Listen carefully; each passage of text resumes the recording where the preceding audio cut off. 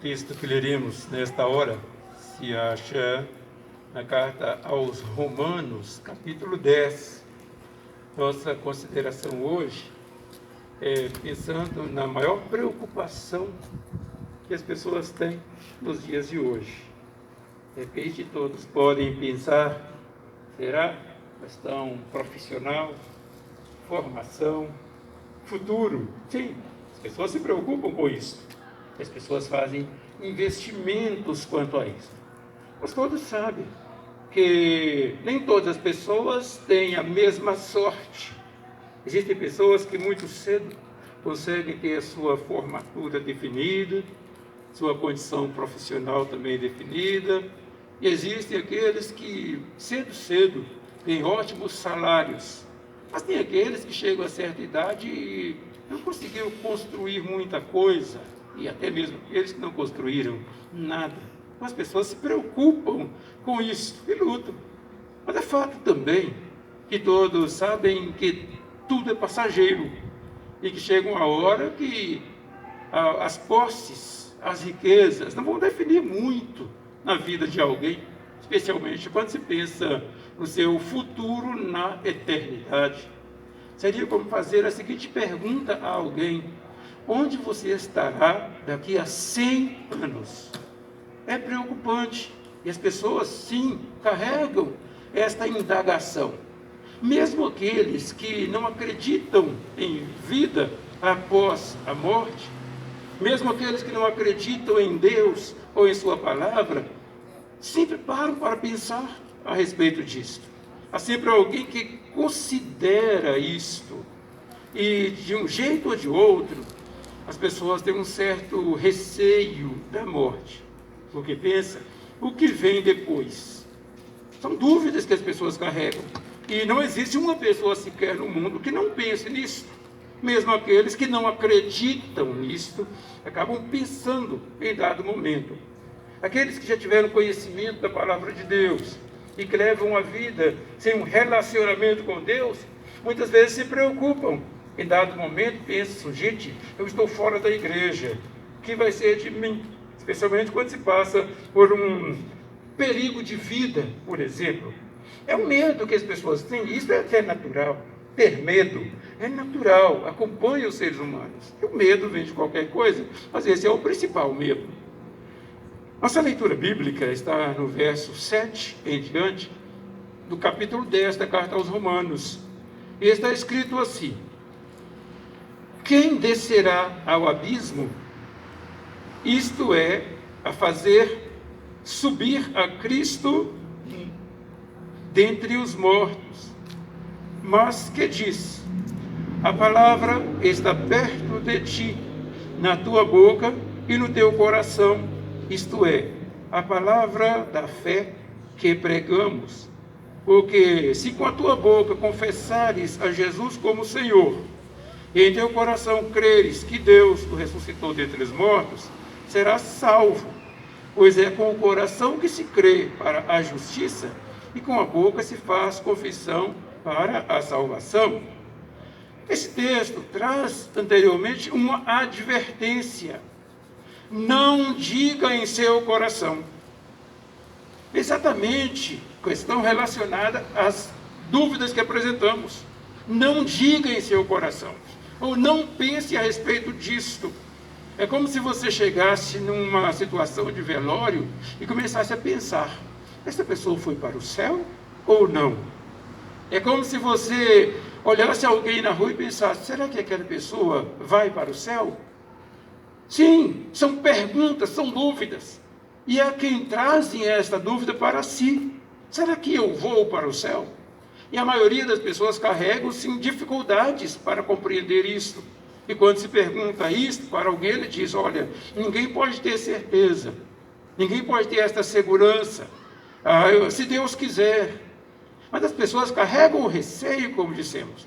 Mas a advertência é esta: não diga em seu coração quem subirá ao céu ou quem descerá ao abismo, sanando de uma vez por todas tais dúvidas a respeito dos outros. A respeito dos outros. Principalmente porque, como alguém pode ter certeza que outra pessoa foi para o céu ou não. Não importa que a pessoa, o tipo de vida que leve, certo é que todas as pessoas, antes de morrer, ele tem oportunidades. E muitas vezes estas oportunidades aparecem nos últimos momentos. Já acompanhei situações assim. Visitando, evangelizando e fazendo a proposta para a pessoa aceitar a salvação em Cristo, e a pessoa aceitou, e naquela semana a pessoa veio a falecer. Houve um caso que a pessoa veio a falecer no mesmo dia. Sim, é possível que as pessoas tenham oportunidades bem no fim, mas nem sempre é desta forma. Também saliento agora uma dúvida que as pessoas carregam, né? Sempre as pessoas dizem: quem suicida não vai para o céu. Vamos passar por esse caminho hoje. No outro momento passaremos pelo outro. Quem suicida não vai para o céu. Aí, a pergunta que eu faço: como é que você sabe que uma pessoa suicidou? Como é que você sabe disso? E normalmente as pessoas falam: olha, subiu no prédio e pulou de lá. Pergunta: pulou ou caiu? Porque muitas pessoas sobem no prédio e não querem. E muitos conseguem voltar, outros escorregam e caem. Todo mundo pensa que ele suicidou, mas na verdade foi acidente. Ainda que ele tenha subido lá para pular, muitas vezes ele mudou de ideia. E tudo pode acontecer fração de segundos antes. Então, percebem? É o caso de pessoas que se enforcam. Normalmente se encontra a pessoa enforcada tentando tirar a corda do pescoço. Normalmente naquele desespero. Então, nem sempre a pessoa que declarou vou suicidar conseguiu suicidar. Então, julgar que a pessoa suicidou é muito perigoso. Nunca se tem certeza. De determinados casos, tem que fazer um estudo realmente bem profundo sobre essa questão. Ilustro assim para dizer a respeito do céu. Se existe o pior pecador, vamos pensar o pior pecador do mundo quando morre. Nos últimos momentos ele pode ter uma chance diante de Deus, uma oportunidade. Tudo isso antes de morrer. Talvez por uma palavra que ele ouviu antes, e ele no último momento reconheceu a salvação. Então, dessa forma, todos julgam que ele não foi para o céu. Mas quando chegar lá, ele estará no céu, porque em tempo ele reconheceu Jesus, caminho, verdade e a vida. E ele foi para o céu. Quando a Bíblia diz: não diga em seu coração que subirá ao céu ou que vai para o abismo, está dizendo: não julgueis. Ensinamento que Jesus sempre trouxe a seus discípulos o tempo todo. Não julgueis para que não sejais julgados. Que com a mesma medida que você mede os outros, você vai ser medido. Então essa questão é muito séria e não podemos nunca decretar que alguém não foi para o céu.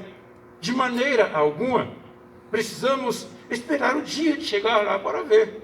Ainda que a pessoa tenha apresentado uma vida pregressa, voltada para a criminalidade, para o erro, nunca sabemos definitivamente se ele foi para o céu ou não. Então, nesta hora, Jesus está dizendo: em vez de se preocupar com os outros, preocupe-se consigo.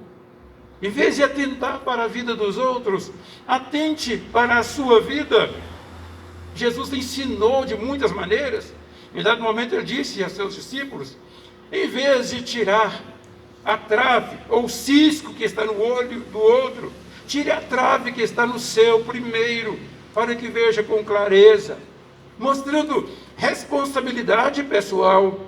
Em vez de julgar os outros, pense em si.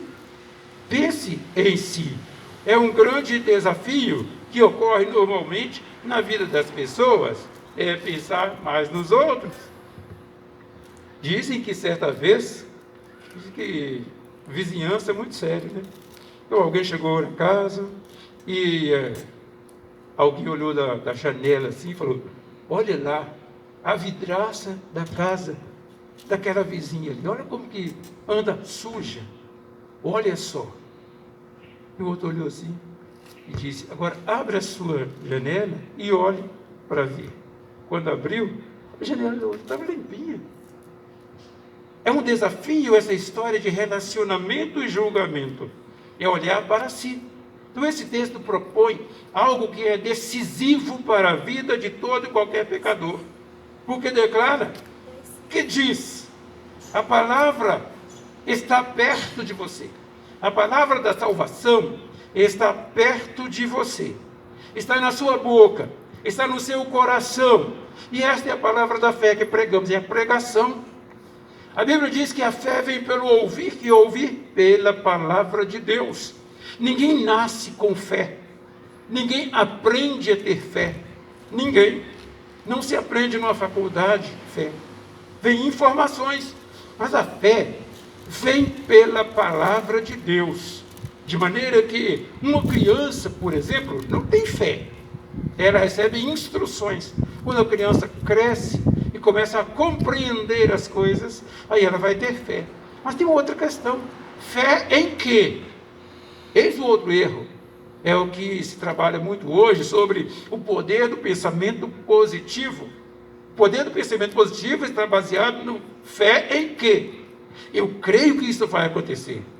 São fenômenos psíquicos que envolvem essa questão. São até científicos. Mas isso é poder do pensamento positivo e que muitos religiosos usam, declarando que crê, declarando que tem fé. Existem pessoas que dizem, eu tenho muita fé. Existem pessoas que dizem a respeito do outro, fulano tem muita fé. Como é que é esse negócio de ter muita fé? Como é que é esse negócio de ter muita fé, pouca fé? Será que a fé pode ser medida? Então é um desafio, o desafio da fé. Mas a Bíblia, quando fala de fé, não fala em fé em coisas.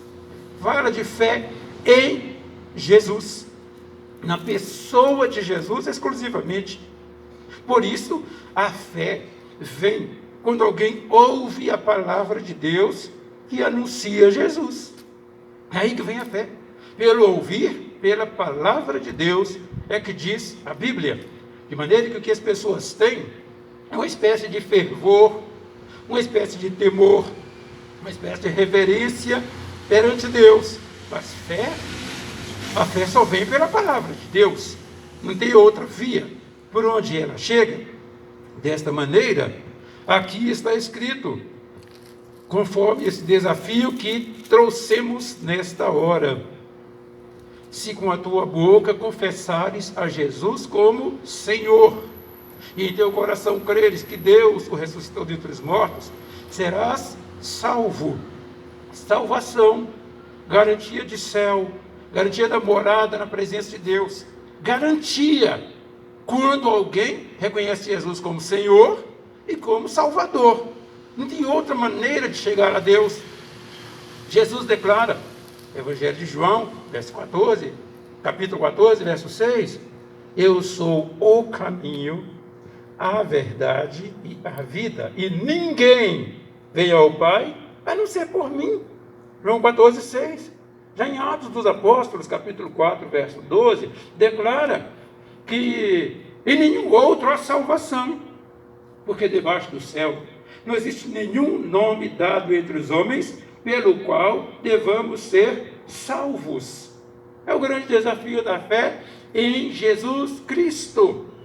Hoje o mundo inteiro as pessoas são religiosas, temem a Deus, respeitam a Deus, ouviram falar a respeito de Deus, mas a experiência com Deus são poucos que têm, de maneira que são poucos que entram para o céu. Daí o desafio é, em vez de pensar no destino eterno do outro, pense no seu próprio destino. Se você morresse hoje, qual seria o seu rumo?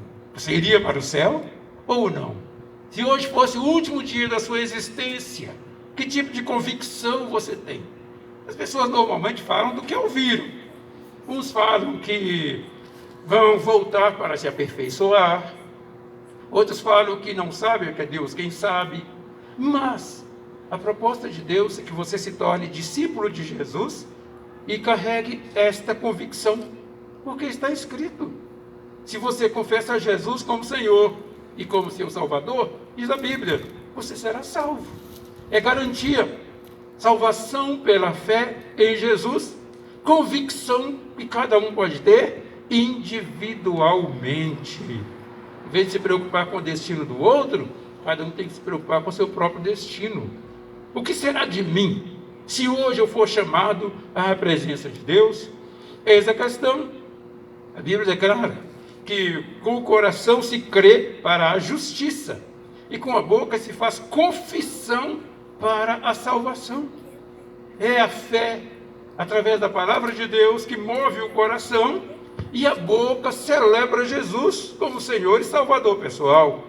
Uma escolha pessoal, é uma decisão pessoal que cada um deve fazer. A Bíblia declara que a salvação é por ação de uma pessoa. Os pais não salvam os filhos não salvam os pais, mas cada indivíduo, quando diante da palavra de Deus, entra no caminho, torna-se salvo, garantidamente salvo, e está pronto para ir para o céu. É o desafio que a palavra de Deus nos traz. Lógico, quando pensamos nessa certeza de ir para o céu, essa certeza é dada enquanto estamos sobre a terra. Depois disso não tem jeito mais. É uma decisão que tem que ser tomada em tempo. Tomando essa decisão em tempo, agora há uma distância entre o dia da nossa morte, entre o dia do arrebatamento de Cristo e a nossa existência aqui. Quanto tempo? Não se sabe. Existem pessoas que, quando têm a oportunidade, é a última. Não se sabe se é a última ou não. Pelo sim, pelo não, a Bíblia diz: se você hoje ouvir a palavra de Deus, não endureça o seu coração. Se você ouviu hoje, decida hoje, porque amanhã pode ser muito tarde. É a oportunidade que Deus oferece a todo pecador. Ninguém morre, estou repetindo isso, sem ter a oportunidade para reconhecer Jesus como Salvador e Senhor. De maneira que não se pode esperar mais. Tudo indica, meus irmãos, que o tempo está próximo. Quanto à morte, nós, quando saímos de vida, de casa, a Bíblia diz, somos entregues à morte todos os dias. Não sabemos se conseguiremos voltar para casa. Todo mundo tem essa realidade. A gente sai porque tem que sair. Mas voltar para casa, quem é que tem certeza que vai voltar para casa? Além disso, a Bíblia diz que num abrir e fechar de olhos, a 7ª trombeta toca. Significa que Jesus recolhe a sua igreja. Pode ser a qualquer momento. Se alguém não tem certeza do dia da morte, também não tem certeza do dia do arrebatamento, quando o Senhor há de recolher a sua igreja. Pelo sim, pelo não, temos que viver como se hoje fosse o último dia, tomando a decisão certa, a fim de servir a Jesus de todo o coração. Esse é o desafio para hoje. Cada dia a palavra de Deus vai nos ensinando, vai nos advertindo, a fim de vivermos como discípulos de Jesus. Proposta esta feita para que tenhamos uma vida agradável a Deus, enquanto não chega o dia. Então há a proposta de Deus. Se alguém aceita Jesus hoje, quanto tempo você viverá antes de ser recolhido à presença de Deus?